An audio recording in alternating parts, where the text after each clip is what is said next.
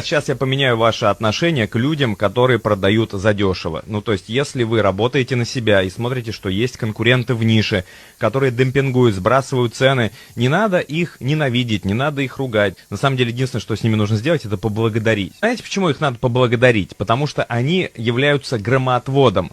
Они на себя забирают самых токсичных клиентов. То есть люди, которые ищут самый дешевый товар, самую дешевую услугу, это всегда люди, с которыми больше всего проблем. Себя надо уважать.